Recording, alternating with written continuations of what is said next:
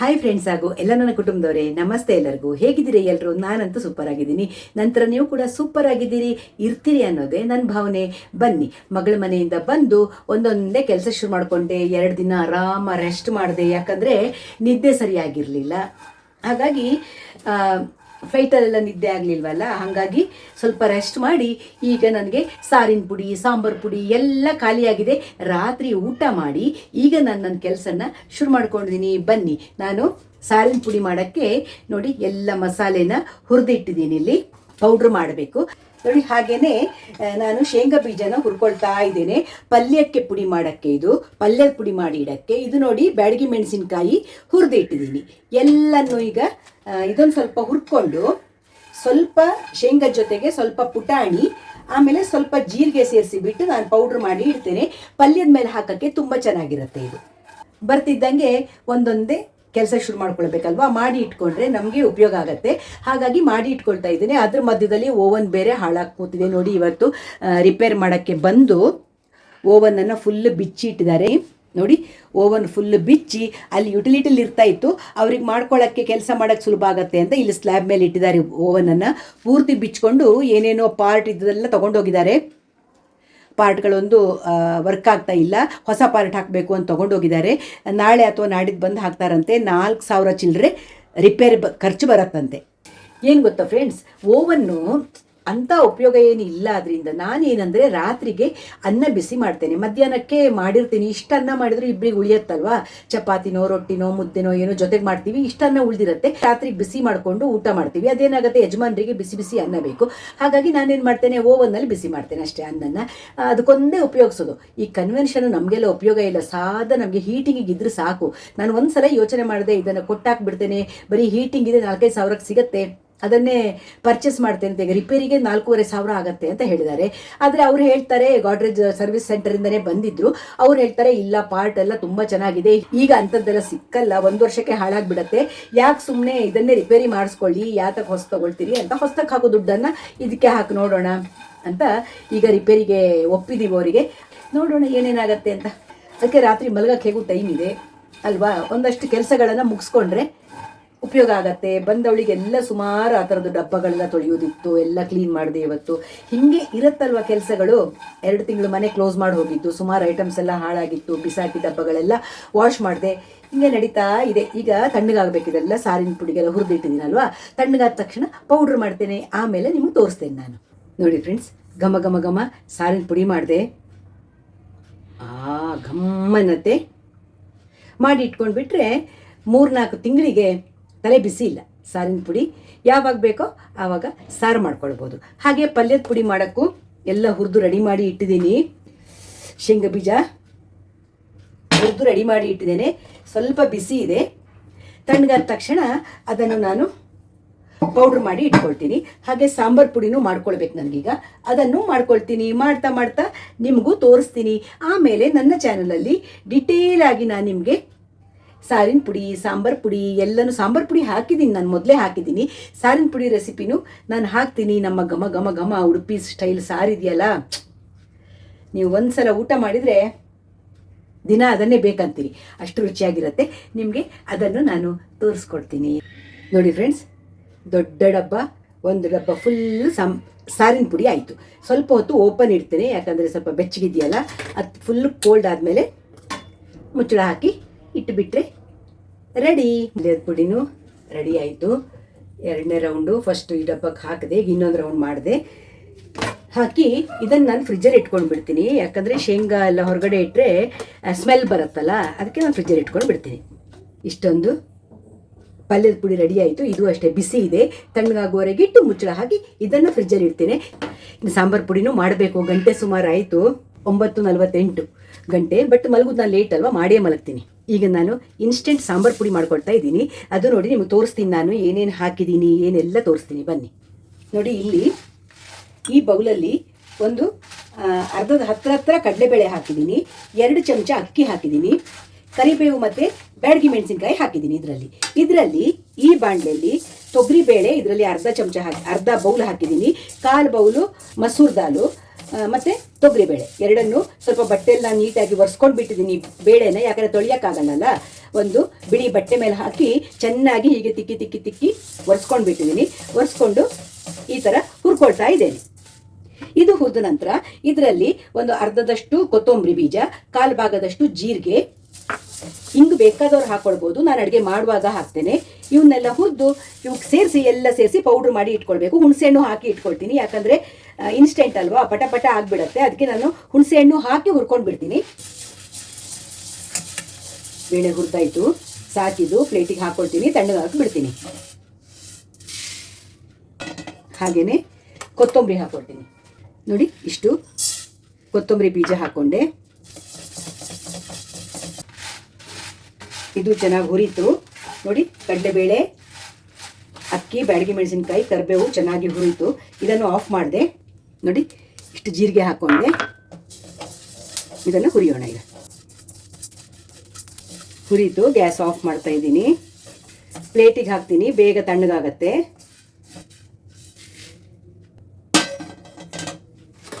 ಇದು ತಣ್ಣಗಾಗಿ ಬಿಟ್ಟಿದ್ದೀನಿ. ನೋಡಿ, ಇಷ್ಟು ಹುಣಸೆ ಹಣ್ಣನ್ನು ಇದಕ್ಕೆ ಹಾಕಿಬಿಡ್ತೀನಿ. ಇನ್ನೆಲ್ಲ ತಣ್ಣಗಾದ್ಮೇಲೆ ನಾನು ಪೌಡ್ರ್ ಮಾಡ್ಕೊಂಡು ನಿಮ್ಗೆ ತೋರಿಸ್ತೀನಿ. ನೋಡಿ, ಹುರಿದಿಟ್ಟಿದ್ದೀನಿ ಸಾಂಬಾರಿದು ಇನ್ಸ್ಟೆಂಟ್ ಸಾಂಬಾರು ಮಸಾಲೆ ಹುರಿದಿಟ್ಟಿದ್ದೇನೆ. ಇಲ್ಲಿ ಬ್ಯಾಡಗಿ ಮೆಣಸಿನ್ಕಾಯಿ ಎಲ್ಲ ಹುರಿದು ರೆಡಿಯಾಗಿದೆ. ಈಗ ನಾನು ಪೌಡ್ರ್ ಮಾಡ್ತೀನಿ. ನೋಡಿ ಫ್ರೆಂಡ್ಸ್, ಸಾಂಬಾರು ಪುಡಿನೂ ರೆಡಿ ಆಯಿತು. ಸಾಂಬಾರು ಪುಡಿನ ಡಬ್ಬಕ್ಕೆ ಹಾಕಿ ಎಲ್ಲ ತಣ್ಣಗಾಕಿ ಬಿಡ್ತೀನಿ. ನಾನೀಗ ಒಂದು ಕೆಲಸ ಶುರು ಮಾಡಿಕೊಂಡ್ರೆ ಅದನ್ನು ಮುಗಿಸಿ ಬಿಟ್ಟರೆ ಮನಸ್ಸಿಗೆ ಸಮಾಧಾನ ಅಲ್ವಾ. ನೋಡಿ ಫ್ರೆಂಡ್ಸ್, ಸಾಂಬಾರು ಪುಡಿ ರೆಡಿ ಆಯಿತು. ನೋಡಿರಿ, ಸಾಂಬಾರು ಪುಡಿ ಆಯಿತು. ಯಜಮಾನರು ಇನ್ಕಮ್ ಟ್ಯಾಕ್ಸ್ ಫೈಲ್ ಮಾಡೋಕ್ಕೆ ಅದರ ಕೆಲಸದಲ್ಲಿ ಬ್ಯುಸಿ ಆಗಿದ್ದರು. ಅವ್ರ ಕೆಲಸ ಮಾಡ್ತಾ ಇರ್ತಾರೆ, ನಾನು ನನ್ನ ಕೆಲಸ ಮಾಡ್ತಿರ್ತೀನಲ್ವಾ. ಮಲ್ಗೋವರೆಗೆ ಸುಮ್ಮನೆ ಕೂರೋದಕ್ಕಿಂತ ಟೈಮ್ ಇದ್ದಾವಾಗ ನಾವು ಅದನ್ನು ಉಪಯೋಗಿಸ್ಕೊಳ್ಬೇಕು ಅಲ್ವಾ. ಹಾಗಾಗಿ ನಾನು ಇವತ್ತು ಬೆಳಿಗ್ಗೆ ಮೆಹಂದಿ ಹಚ್ಕೊಂಡೆ. ಜಾಸ್ತಿ ಕಲರ್ ಬರಲಿಲ್ಲ, ನೋಡಿ ಸ್ವಲ್ಪ ಸ್ವಲ್ಪ ಕಲರ್ ಬಂದಿದೆ, ಬೆಟ್ರ್ ಆಗಿದೆ. ನಾನು ಎಣ್ಣೆ ಎಲ್ಲ ತೆಗಿಲಿಲ್ಲ, ತಲೆಯಲ್ಲಿ ಎಣ್ಣೆ ಇತ್ತು, ಹಾಗೆ ಮೆಹಂದಿ ಹಚ್ಕೊಂಡ್ಬಿಟ್ಟೆ. ಇನ್ನೊಂದ್ಸಲ ತಲೆ ಸ್ನಾನ ಮಾಡಿ ಮೆಹಂದಿ ಹಚ್ಕೊಳ್ತೀನಿ. ಯಜಮಾನರು ಅದೇ ಹೇಳಿದ್ನಲ್ಲ, ಇನ್ಕಮ್ ಟ್ಯಾಕ್ಸ್ ಫೈಲ್ ಮಾಡ್ತಾ ಇದ್ರು. ಅಷ್ಟರಲ್ಲಿ ನಾನು ನನ್ನ ಕೆಲಸಗಳನ್ನು ಮುಗಿಸ್ಕೊಂಡೆ. ಸಾಂಬಾರು ಪುಡಿ ಇನ್ಸ್ಟೆಂಟ್ ಸಾಂಬಾರು ಪುಡಿ ರೆಡಿ ಆಯಿತು. ಇದು ಪಲ್ಯದ ಪುಡಿ, ಇದು ಸಾರಿನ ಪುಡಿ, ಯಜಮಾನರ ಫೇವರೇಟ್ ಸಾರಿನ ಪುಡಿ. ಬನ್ನಿ, ಹೀಗೆ ಎಲ್ಲ ಪೌಡ್ರು ಒಂದು ಹದದಲ್ಲಿ ಮುಗಿಸಿದೆ. ಈಗೇನು ಮಾಡ್ತೀನಿ, ತಣ್ಣಗಾಗುವವರೆಗೆ ಟೈಮ್ ಉಂಟಲ್ಲ, ಬೇಗ ಹೋಗಿ ನೈಟ್ ಡ್ರೆಸ್ ಹಾಕೊಂಡು ಬಂದು ಆಮೇಲೆ ಇದನ್ನೆಲ್ಲ ಇಟ್ಟು ಜೋಜು ಮಾಡ್ತೀನಿ. ಸಾಂಬಾರು ಪುಡಿ ತಣ್ಣಗಾಯಿತು, ಕ್ಲೋಸ್ ಮಾಡಿ ಇಟ್ಟುಬಿಟ್ರೆ ಮುಗೀತು ಇವತ್ತಿನ ಕೆಲಸ. ಸೀದಾ ಮಲಗಕ್ಕೆ ಹೋಗ್ತೀನಿ. ಸೊಪ್ಪು ತಂದಿದ್ದೀನಿ, ನಾಳೆ ಸೊಪ್ಪನ್ನು ಕ್ಲೀನ್ ಮಾಡಿ ಸೊಪ್ಪಿನ ಸಾಂಬಾರು ಮಾಡಿ ಪೌಡ್ರ್ ಮಾಡಿದ್ದೀನಲ್ಲ ಇವತ್ತು, ಅದರ ರಸಮ್ ಮಾಡಿ ನೋಡಬೇಕು. ಸಾರಿನ ಪುಡಿ ಮಾಡಿದ್ದೀನಲ್ವ, ಅದರಲ್ಲಿ ಸಾರು ಮಾಡಿ ನೋಡ್ತೀನಿ. ಇನ್ನು ಮಲಗೋ ತಯಾರಿ. ಹಾಗೆ ಮಲಗುವ ಮೊದಲು ಒಂದು ಕಪ್ ಬಿಸಿ ಬಿಸಿ ನೀರು ಕುಡಿತೀವಿ ನಾವು. ಅದು ಜೀರ್ಣಕ್ಕೆಲ್ಲ ಒಳ್ಳೆಯದು ಅಂತ ರಾತ್ರಿ ಬಿಸಿ ನೀರು ಕುಡಿದು ಮಲಗುವಂಥದ್ದು. ಬೆಳಿಗ್ಗೆ ಸಿಗ್ತೀನಿ. ಹಾಗೆಯೇ ನಾನು ಒಂದು ವಿಡಿಯೋಗಳಲ್ಲಿ ಹೇಳ್ತಾ ಇರ್ತೀನಿ ಫ್ರೆಂಡ್ಸ್ ಅಲ್ವಾ, ನಾವು ಸಾಮಾನ್ಯ ಒಂದು 12 ವರ್ಷ ಆಯಿತು ಮಂಚದ ಮೇಲೆ ಬೆಡ್ ಮೇಲೆ ಮಲಗೋದಿಲ್ಲ, ಜಮಖಾನ ಹಾಸ್ಕೊಂಡು ಅದ್ರ ಮೇಲೆ ಒಂದು ಬೆಡ್ ಸ್ಪ್ರೆಡ್ ಹಾಕ್ಕೊಂಡು ಮಲಗ್ತೀವಿ. ತೋರಿಸ್ತೀನಿ ನಿಮಗೆ. 2 ರೂಮ್ ಇದ್ದರೂ ನಾವು ಮಲಗೋದು ಇಲ್ಲೇ, ಹಾಲಲ್ಲಿ ಒಂದು ಜಮಖಾನ ಹಾಸ್ಕೊಂಡು ಮಲಗುವಂಥದ್ದು. ಯಜಮಾನ್ರು ಏನೋ ಮೊಬೈಲ್ ನೋಡ್ತಾ ಕೂತಿದ್ದಾರೆ. ಇನ್ನು ಮಲಗೋ ಟೈಮ್. ಫ್ರೆಂಡ್ಸ್ ನೋಡಿ, ಇವತ್ತು ಬೆಳಗಿನ ತಿಂಡಿ ಉಪ್ಪಿಟ್ಟು. ನಂದು ಉಪ್ಪಿಟ್ಟು ರೆಡಿ ಆಗ್ತಾ ಇದೆ. ಆ ಕಡೆ ಯಜಮಾನರು ನನಗೆ ಸೊಪ್ಪನ್ನು ವಾಶ್ ಮಾಡಿ ಕೊಡ್ತಾ ಇದ್ದಾರೆ. ಸಣ್ಣ ಪುಟ್ಟ ಸಹಾಯ ಮಾಡೋಕ್ಕೆ ಈಗ ಕಲಿತಾ ಇದ್ದಾರೆ. ಎಲ್ಲರೂ ಹೇಳ್ತಾರಲ್ವಾ, ಉಪ್ಪಿಟ್ಟು ಮಾಡೋಕ್ಕೆ ಕಷ್ಟ, ಉಪ್ಪಿಟ್ಟು ಮಾಡೋಕ್ಕೆ ಬರಲ್ಲ ಅಂತ. ಸುಲಭವಾಗಿ ಉಪ್ಪಿಟ್ಟು ಮಾಡ್ಕೊಳ್ಬೋದು.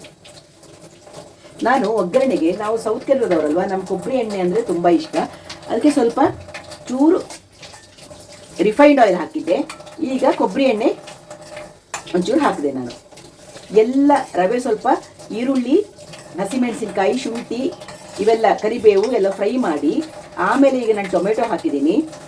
ಬಿಸಿ ನೀರು ಮಾಡಿ ಇಟ್ಕೊಂಡಿದ್ದೀನಿ.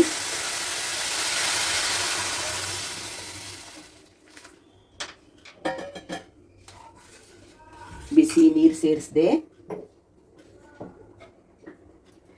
ರುಚಿಗೆ ಎಷ್ಟು ಬೇಕೋ ಉಪ್ಪು ಸೇರಿಸಿ, ನಾನು ಚೂರು ಸಕ್ಕರೆ ಹಾಕ್ತೀನಿ. ಇಷ್ಟ ಇದ್ದವ್ರು ಹಾಕ್ಬೋದು, ಬೇಡ ಅಂದರೆ ಬಿಡ್ಬೋದು. ಟೇಸ್ಟ್ ಬರೋಕ್ಕಾಗಿ ಅಷ್ಟೇ ಚಿಕ್ಕ ಚಮಚದಲ್ಲಿ 1 ಚಮಚ ಸಕ್ಕರೆ ಸೇರಿಸ್ತೀನಿ.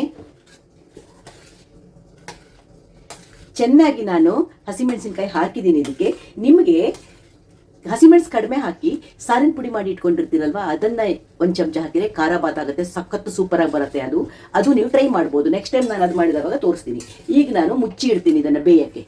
ಬೇಯ್ತಾ ಇರಲಿ. ಕೊತ್ತಂಬರಿ ಸೊಪ್ಪು ಕಟ್ ಮಾಡಿ ರೆಡಿ ಮಾಡಿ ಇಟ್ಕೊಳ್ತೀನಿ. ಇಷ್ಟೇ ಇರುವವರು ಲಿಂಬೆಹಣ್ಣು ಹಾಕ್ಬೋದು ಮೇಲಿಂದ. ನಾನು ಲಿಂಬೆಹಣ್ಣು ಹಾಕ್ತಾ ಇಲ್ಲ, ಇವತ್ತು ಟೊಮೆಟೊ ಹಣ್ಣು ಒಂದು ಹಾಕಿದ್ದೀನಿ, ಲಿಂಬೆಹಣ್ಣು ಹಾಕ್ತಾ ಇಲ್ಲ. ನೋಡಿ ಫ್ರೆಂಡ್ಸ್, ಬಿಸಿ ಬಿಸಿ ಉಪ್ಪಿಟ್ಟು ರೆಡಿ ಆಯಿತು. ಉಪ್ಪಿಟ್ಟು ಕೆಲವರಿಗೆ ಉದುರಾಗಿರಬೇಕು, ಕೆಲವರಿಗೆ ಸಾಫ್ಟ್ ಆಗಿರಬೇಕು. ನಮಗೆ ಸಾಫ್ಟ್ ಆಗಿರಬೇಕು. ಅದಕ್ಕೆ ನಾನು ಸ್ವಲ್ಪ ಜಾಸ್ತಿ ನೀರು ಹಾಕ್ತೀನಿ. ಕಮ್ಮಿ ನೀರು ಇಷ್ಟಪಡುವವರು ಉದುರಾಗಿರಬೇಕು ಅಂದರೆ ಕಮ್ಮಿ ನೀರು ಹಾಕ್ಕೊಳ್ಳಿ. ಮೇಲಿಂದ ಕೊತ್ತಂಬರಿ ಸೊಪ್ಪು ಹಾಕಿಬಿಟ್ರೆ ನೋಡಿ, ಬಿಸಿ ಬಿಸಿ ಬಿಸಿ ಉಪ್ಪಿಟ್ಟು ರೆಡಿ.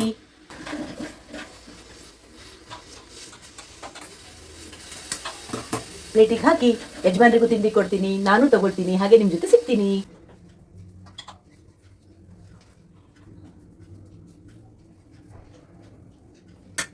ಬಿಸಿ ಬಿಸಿ ಉಪ್ಪಿಟ್ಟು ರೆಡಿ. ನೋಡಿ ಹೆಂಗೆ ಹೊಗೆ ಬರ್ತಾ ಇದೆ ನೋಡಿ, ಬಿಸಿ ಬಿಸಿ ಉಪ್ಪಿಟ್ಟು. ಈಗ ಯಜಮಾನ್ರಿಗೆ ತಿಂಡಿ ಕೊಡ್ತೀನಿ, ನಾನು ತಗೊಳ್ತೀನಿ.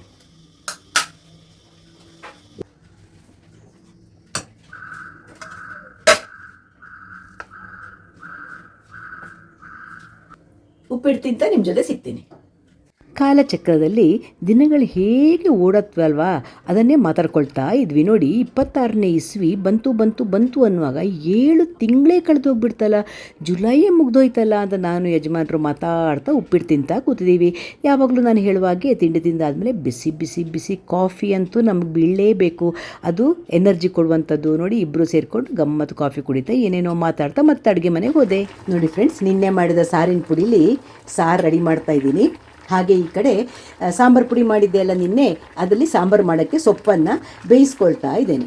ಸಾರು ಕುದೀತು, ಸಾರಿಗೊಂದು ಒಗ್ಗರಣೆ ಮಾಡಿದರೆ ಆಯಿತು. ಎಲ್ಲ ಮುಗಿಸಿ ಲಾಸ್ಟಿಗೆ ಸಾರಿಗೆ ಒಗ್ಗರಣೆ ಮಾಡ್ತೀನಿ. ಸಾರು ಕುದೀತು ನೋಡಿ, ಘಮ ಘಮ ಸಾರು ರೆಡಿ ಆಯಿತು. ಈಗ ಸೊಪ್ಪು ಬೆಂದ ತಕ್ಷಣ ಮಸಾಲೆ ರುಬ್ಬಿ ಇಟ್ಕೊಂಡಿದ್ದೀನಿ, ಬೇಳೆ ಬೇಯಿಸಿ ರೆಡಿ ಮಾಡಿ ಇಟ್ಕೊಂಡಿದ್ದೀನಿ. ಎಲ್ಲ ಸೇರಿಸಿ ಸಾಂಬಾರು ಕುದಿಸಿದ್ರೆ ಮುಗ್ದೋಯ್ತು.